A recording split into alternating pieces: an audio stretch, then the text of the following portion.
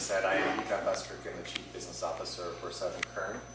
And I'm basically inviting all of the community members to attend a special meeting on Wednesday, March 27th at Rosamond High School at 4 o'clock or at 7 o'clock.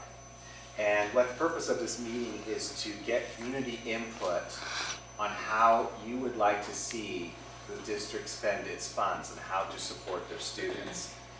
This year, 2013, the state legislature changed how school funding has been done. It's been the same way for 40 years. For the very first time, a new process is in place. It's called the local control funding formula.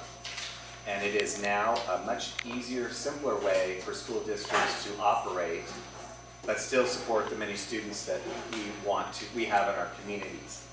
And one of the big changes is that we still prepare our same budgets, but we now have to document that we are getting community input from members like you, parents, students, and as well as staff. And so we're reaching out to all of these different groups and hoping to receive your input, suggestions, and we're going to consolidate that and incorporate it within our spending budget, and as well then at June 30th we send that off to the county and then the state.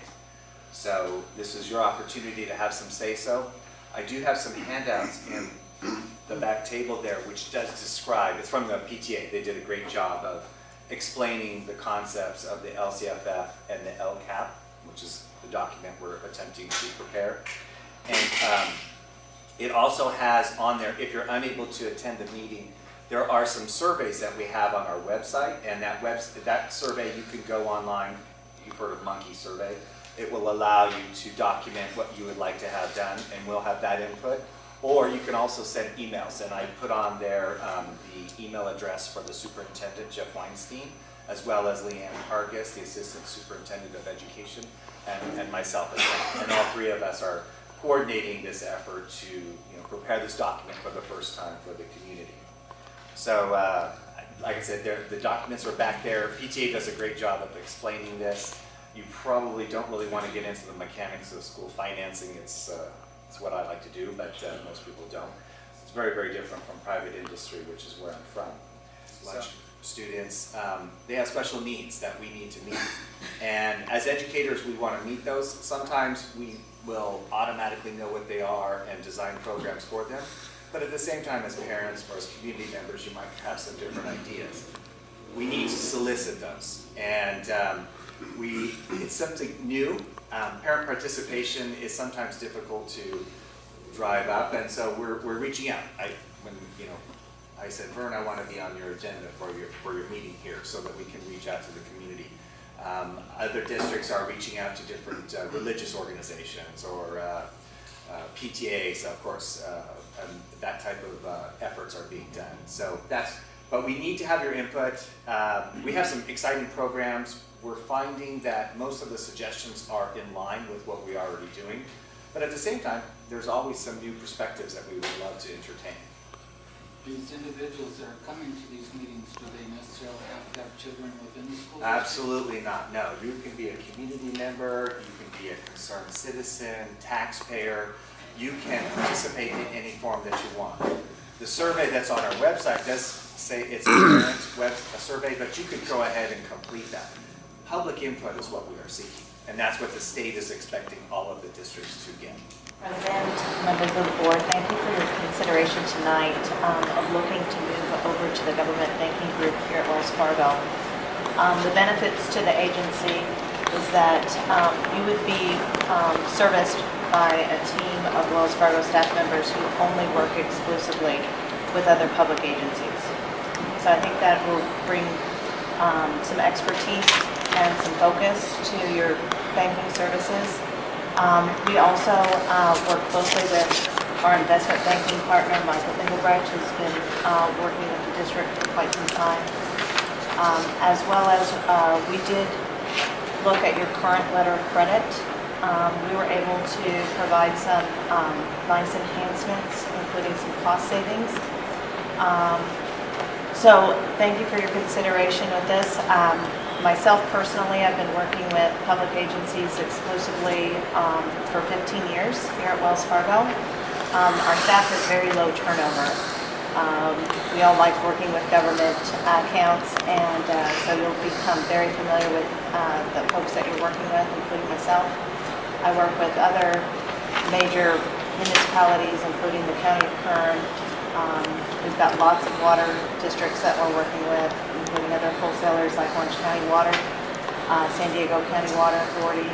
We work with Cayugas, Castaic. We do some work with that water. So we're very familiar with the water industry, and look forward to your consideration and potentially moving into the government banking team. Recommend doing an amendment to the reimbursement agreement. Typically, a new reimbursement agreement when we're negotiating a brand new document would be anywhere in the $30,000 to $40,000 range. So we are going to work very closely, though, to minimize that expense. But we needed to provide, an estimate for your consideration. But we don't anticipate a significant amount of changes to what you have today. We want to update the pricing. We're giving you the opportunity to have better pricing if you have rating increase. Is that $9,000 savings that taking into account this expense?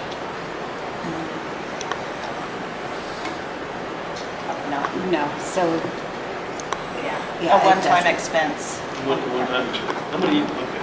So really the first year that you get about a push. It's No. 90,000. 90,000.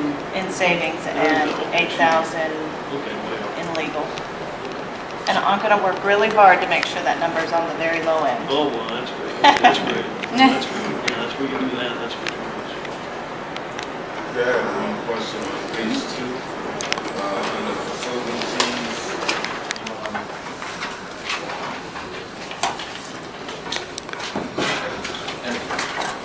Water supply. We've had a few storms in Northern California, a little bit down here. It has firmed up our carryover, and again, this is just allocation that we carried from 2013 into this year that we didn't use. Our total was about 12,500. At first, they were talking 45% reliable. They bumped that up each week, it seems like, and now they're talking like they think they can meet all of our carryover requirements. So we'll get that 12,500. So that's pretty good news. Oroville, it's good news in this year anyway. Oroville has bumped up just a little bit. It's at 67% of historical average. San Luis has gone up just a little bit, 43% historical average. The 10-day forecast for the Feather River is fairly wet, and some of the storms are pretty cold. So the snow level will be dropping down to the 5,000 to 6,000 foot elevation, and the forecast is to get 278% of average. We do have, as far as water supply, we have an agreement with Little Rock where they don't take their Table A allocation, we take it. We had a little trouble with Department of Water Resources approving that. We finally got approval on that, so that's another 805 acre feet that we're going to be able to utilize. May I ask a quick question? Sure. What have you heard regarding when the carryover will be available? I keep hearing different things. Like, is it available today, or is it available in the fall? Or when will it be available to contractors? Theoretically, carryover is supposed to be in San Luis. Right. But it's not. December 31st. Yeah. In a decent year, you would pump it in January, February. So I think what they're talking about now is that they're trying. In fact, we'll look at the reservoir levels. I think they're making it available as contractors need it. So we submit we submit a request for. I think we submit them every month. You send a new schedule in, and they actually are updated weekly at this time of year. And so we'll send in a request, and that's when they approve the water supply or not. The only number we have on our schedule basically is carryover, so they're approving it as we use it. I don't know if any contractor has had a request denied, like they said, oh, hey, I want to take all my carryover today. I haven't heard of any situation like that. So it's kind of as it's been available.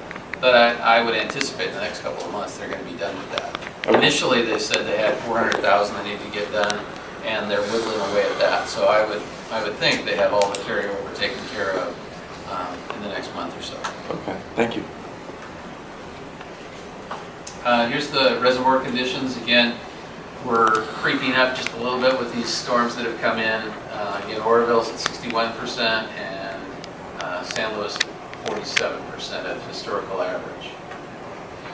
Still very, very dry. Oops. Here's Oroville. Again, storage is kind of creeping up. We're back to where we were in October. You know, it's again, this will reflect any inflow that we get into Oroville. The actual number, actual storage is the blue line, and the flood regulation is the red line. Yeah, we already had trouble with it going slow, isn't it? This is San Luis levels. Again, the dark is the Department of Water Resources share. So again, it's creeping up. It's almost to 400,000, which is about what carryover was.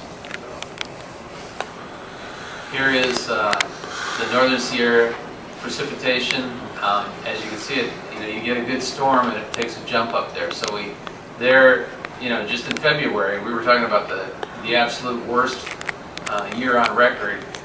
We're the third worst record on record now. So it's kind of gotten above the 76, 77 and the 23, 24, which is actually the driest. Water banking, we're continuing to get wells online. Right now we're pumping 8 MGD out of those wells in WSSP2. Water is presently going to the Mojave tanks and into the LA County Waterworks system. We've got the Roseman operators operating the SNP pump station because we have a pump station out there. Since Roseman we're not operating Roseman right now. We've got them working on the SNP pump station and the Mojave tanks. Continue to work on the west feeder to get water back into the aqueduct. If that's an option, we have put 2 new turnouts on the west feeder, and we're continuing to get wells connected to the west feeder, wells connected to the west feeder. So it's pretty much all hands on deck. We're trying to exercise every option we have to get water back into the system.